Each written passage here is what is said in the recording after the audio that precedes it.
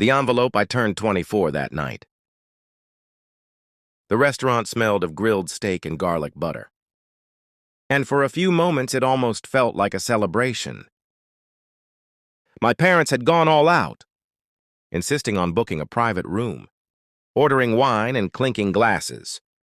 But all of it turned to ash the moment my sister slid an envelope across the table, with that cruel smirk of hers. "Don't expect much," she said, her voice dripping with condescension. "You still haven't burned it." The envelope was thin light, but in my hands it felt like lead.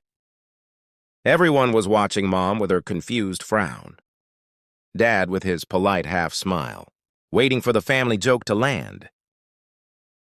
My sister leaned back in her chair like a queen awaiting applause. I opened it. Inside was a single card in thick black marker. Across the center were the words, "Happy birthday to the family leech." "Pay up this year, you'll grow up." It wasn't a joke, not really. I could see it in her eyes. The air left the room. My parents shifted uncomfortably, as though unsure whether to laugh or scold. My fork clattered against the plate. My birthday dinner, the one meal that was supposed to be about me, suddenly felt like poison. She tilted her head, pretending innocence. "Relax, it's just a joke. He knows I'm kidding." But she wasn't kidding, not after years of little digs. Little reminders that she was the successful one. That was the moment I knew my timing was perfect. I slid my phone from my pocket under the table and typed a single text. "Good luck earning it now." Then I switched on airplane mode, tucked the phone away, and excused myself with a smile that no one understood. What my sister didn't know was that this wasn't some impulsive reaction. I had been waiting for this day, waiting 6 long months with evidence, patience, and a plan that would shatter the pedestal she stood on. Growing up in shadows to my parents, I was always the second-place child. Not intentionally, not with malice, but in their eyes, my sister shone brighter. She had been the honor roll student, the university graduate, the career woman with a polished resume, and a perfectly curated social media profile. Every family dinner, every holiday, she managed to remind me that I was still finding myself. I wasn't useless. I'd gone to community college, worked retail, paid my bills, and lived modestly. But compared to her penthouse apartment, luxury vacations, and name-brand wardrobe, my life looked small. She never let me forget that. She disguised her cruelty in humor. The year before, she gave me a gift card to a job placement service. The year before that, a self-help book on financial literacy. Each gift carefully designed to sting while making our parents laugh.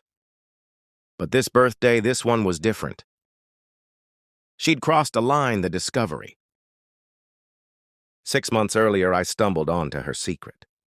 By accident, I was helping her move apartments. Another upgrade she claimed was thanks to her investments.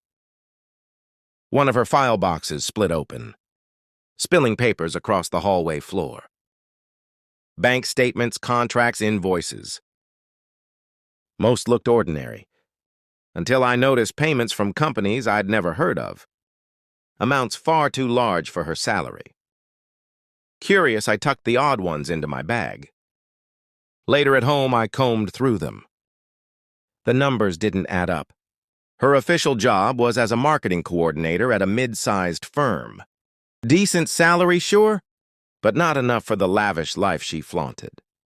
Yet here were deposits thousands at a time, from obscure LLCs and shell companies. That was the spark. I began paying closer attention. I followed her routine discreetly. After work 3 times a week, she stopped by a small office downtown. Always exactly an hour, she went in looking composed, came out looking tense, drained. One night, curiosity gnawed at me. I slipped into the lobby and studied the directory. Among the legal firms and accountants, One business caught my eye. A consulting group with a name so generic it screamed cover. A quick online search confirmed my suspicion. Behind closed doors, it was a high-end escort agency masked as a corporate front. My perfect sister, the family's golden child, wasn't who she pretended to be. Building the case, I didn't rush. Instead, I became meticulous. I logged every trip she made to that building, snapped discreet photos of her entering and leaving, noted the exact times. Sometimes I even captured images of the men she met there. Well-dressed, middle-aged, the type who could afford discretion. I built a timeline. I compared her supposed work events on social media with the hours she spent at that office. The lies overlapped perfectly. I wanted to scream it in her face every time she mocked my choices. But patience was my ally. I needed the right moment. The moment when exposure would sting the most. And now on my birthday, she'd handed it to me herself. The first move back in my room that night, I slid my packed duffel bag from under the bed. Months of preparation had led here. While she celebrated her cruel little joke, I walked out the back door and drove across town to a 24-hour diner. I opened my laptop, pulled up the organized files, and began drafting emails. The first went to her boss, professional, measured with just enough evidence to spark an internal investigation. The second went to my parents, heavier, more detailed, carefully worded to pierce through their blind pride. The third was the nuclear strike, an anonymous dossier sent directly to the escort service, exposing their operations, her involvement and potential tax fraud, and finally one more message to Jake, her boyfriend of several months, the man she paraded around like proof of her perfect life. He deserved to know I crafted a separate account, attached evidence, and sent it by dawn. 5 emails were gone, each one a trigger set to detonate her carefully constructed world. For the first time in years, I felt like the game had begun. The fallout. For 3 days, I disappeared. Not forever. Not to run away, but long enough for the storm to break over my sister's head, without me around, to soften the blow. I had planned this too. A camping trip, deep in the mountains, with no signal and no chance of interruption, just me, a tent, and the quiet satisfaction of knowing my carefully placed dominoes were tipping one by one. When I finally drove back into cell service and turned on my phone, the screen lit up like fireworks. 47 missed calls. 112 unread messages. The first wave of texts from my sister had been sharp and impatient. What did you mean by that message? Pick up. This isn't funny? Where are you? But as the hours turned to days, her tone shifted. Please, we need to talk. I'm begging you, call me back. Don't do this, please. Her confidence had cracked. My parents' messages were harder to read. Mom's words bled. Guilt and confusion. Is this true? Tell me this isn't true. Dad's tone was sterner. Come home now. We need to deal with this. But it was one voicemail from her boss that told me the plan had landed. He said they'd begun an internal review and wanted to know if I had more information. His polite tone couldn't hide the urgency. Beneath, I smiled to myself. The golden child's pedestal was already collapsing. Coming home that evening, I parked in front of my parents' house. The lights glowed warm in the windows, but the air felt heavy. I stepped inside and found them waiting in the living room, side by side, looking like they'd aged a decade. Mom's eyes were red. Dad's hands clenched the armrests of his chair. Sit, Dad said. The conversation was inevitable. They'd read the email. They'd seen the attachments. My sister's boss had called them. Then there were the calls from Jake, the boyfriend who'd stormed out after learning the truth. My parents' world had cracked open, and at the center of it was the daughter. They thought they knew. "She's upstairs," Mom whispered. "She hasn't left her room since yesterday." I braced myself for the confrontation, the broken queen. When she finally came down the stairs, it wasn't the confident, sharp-tongued woman who'd humiliated me with a birthday card. It was someone smaller, hollowed out. Her hair was tangled, her eyes swollen, her once perfect posture crumpled. "You," she said hoarsely. "You did this." Her voice wasn't an accusation. It was a confirmation. She knew. I didn't deny it. "You destroyed my life over a stupid card," she demanded, her voice breaking. "No," I said evenly. "I destroyed your lies." The party was just the excuse. She collapsed into a chair, sobbing. The mask she'd worn for years had shattered. She confessed, between gasps, yes, she had worked for that agency. Yes, the money funded her lifestyle. Yes, she'd lied. To our parents, to Jake, to everyone. But even then, she couldn't say the words I wanted to hear. She wasn't sorry for years of belittling me, for the birthday humiliations, for the way she treated me like less. She was sorry she'd been caught. Sorry her empire of lies had crumbled, and that was when I knew, with absolute clarity, I'd done the right thing. The spiral, the days that followed, were chaos. The escort service, tipped off by my email, scrambled to cover their tracks. But their panic only attracted more scrutiny from authorities, already watching. Investigators swooped in. My sister, one of their highest earners, was caught in the net. Her boss at the marketing firm terminated her contract within 24 hours. Word spread quickly. Colleagues whispered. Neighbors speculated. Jake's friends passed the story around like wildfire. Her reputation evaporated overnight. Mom kept wringing her hands, muttering, "Where did we go wrong?" Dad fumed, humiliated by the collapse of the daughter he'd bragged about at golf clubs and office parties. And me, for once, I wasn't the disappointment, the unexpected offer. A week later, my phone rang. It was her former boss again. He sounded grateful. After reviewing the information, we discovered she was using company resources, phones, email scheduling, software for her other activities. "You may have saved us from a serious scandal." Then he surprised me. "There's an opening in communications.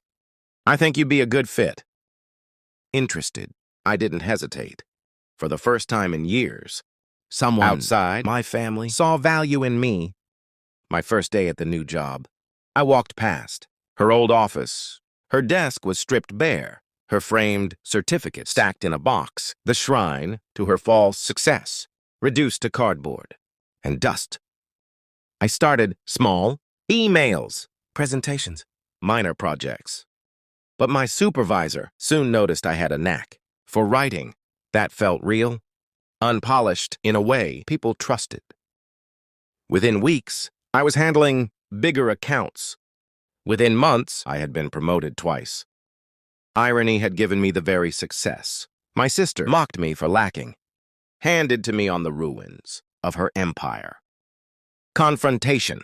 One night, I came home late from work and found her waiting for me. Outside the house, her eyes were wild, her expression desperate. "You stole my life," she spat. "You took everything from me." Her voice cracked with rage. "That job should have been mine. You planned this. You planned all of it just to take my place." I shook my head slowly. "No, I didn't steal anything. I just revealed who you really were. You destroyed yourself." Her hands trembled. "Please tell them you made it up. Tell them it was fake. They'll believe you. I'll do anything. Just fix this." I almost laughed at the irony. For years, she told me I wasn't enough.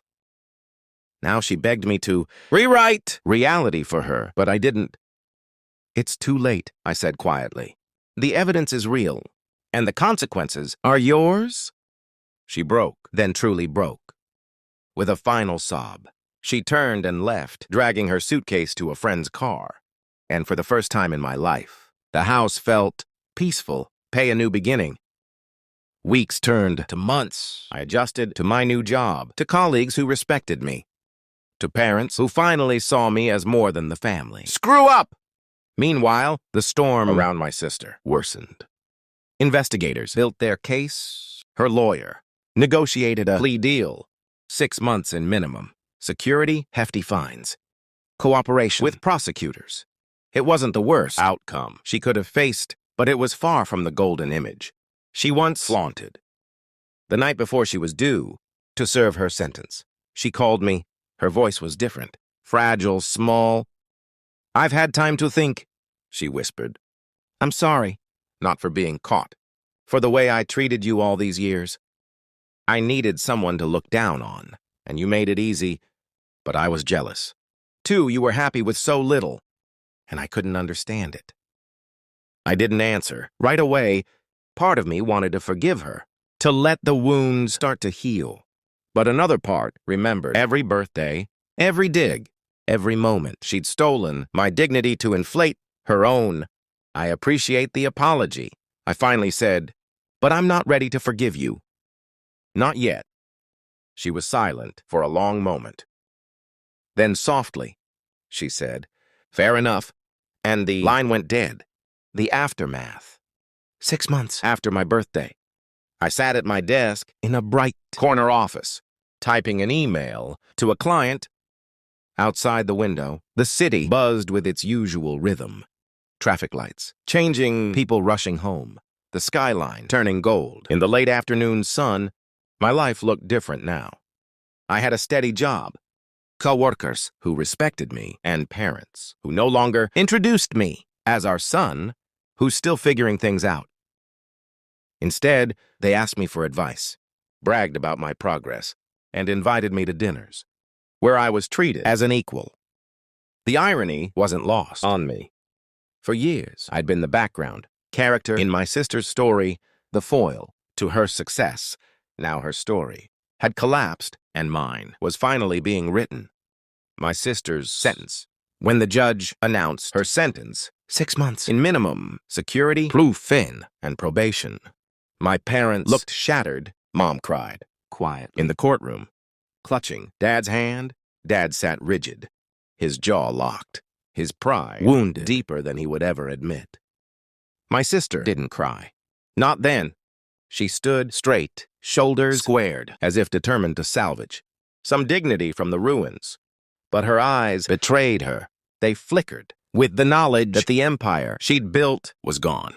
The escort agency she'd worked for had collapsed under investigation. Its leaders arrested for tax fraud and conspiracy. She'd cut a deal testifying against them in exchange for leniency. Even so, the mark on her record, her reputation, her name, it was permanent. After the sentencing, she avoided me. She spoke to our parents, asked them to visit her. But she never looked my way. I wasn't surprised. The call, the night before she reported to prison. My phone rang. Her number, I debated. Answering, part of me wanted to let it go to voicemail, to deny her the satisfaction of being heard, but curiosity won. Her voice was softer than I'd ever heard. "I don't have long. I wanted to say I'm sorry." The words stunned me. For years, she'd refused to admit any fault. "I don't mean sorry for being caught," she continued quickly. "I mean for the way I treated you, for making you feel like you were less." I knew exactly what I was doing. I liked having someone beneath me. It made me feel better about myself. But I was wrong. I sat in silence, listening. She exhaled shakily. "You always seemed content, happy with little things. A quiet life, a simple routine." And I hated that, because no matter how much I had, I was never satisfied. I thought if I crushed you, if I kept you beneath me, I'd feel better. But I never did. I was jealous and cruel. And I'm sorry. I wanted to believe her. I wanted to accept those words. But scars don't heal overnight. I appreciate the apology, I said carefully, but forgiveness takes time. I'm not there yet. She was silent for a moment, then she whispered, I expected that. I just needed to say it out loud. And then almost timidly, she asked, Are you happy with how things turned out? The question lodged in my chest. Yes, I said finally. But not because you fell. Because I finally stood up. She didn't reply. Just a soft, choked sound. Before the line clicked dead. Moving forward, the months that followed were a study in contrasts. My sister served her sentence quietly. Our parents visited every week, returning home drained and sad, trying to reconcile the daughter they loved with the truth of what she'd done. I didn't visit.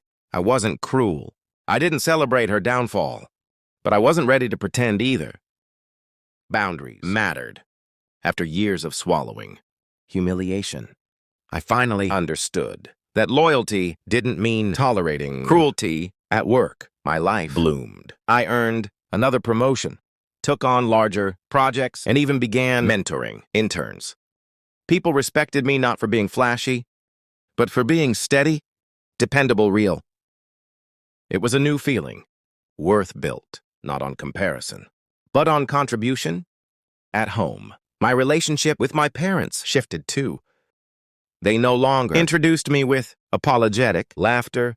They no longer asked my sister for advice. While dismissing mine, for the first time, I wasn't the disappointment. I was their son.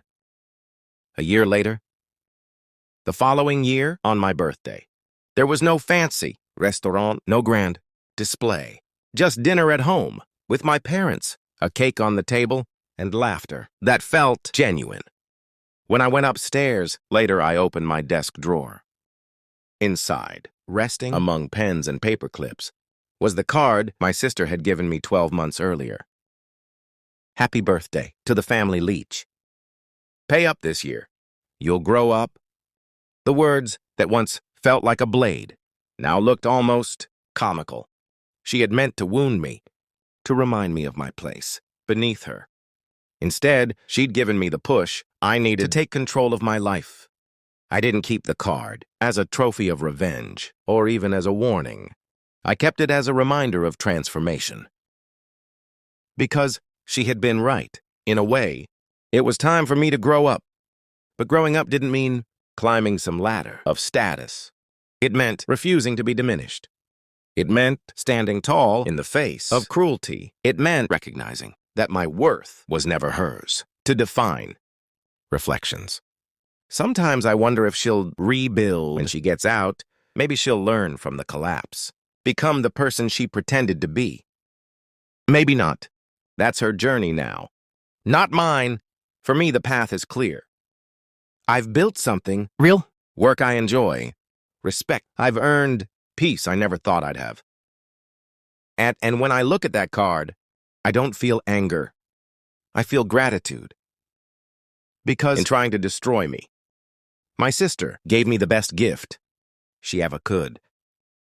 The motivation to stand up, fight back, and finally discover who I really was.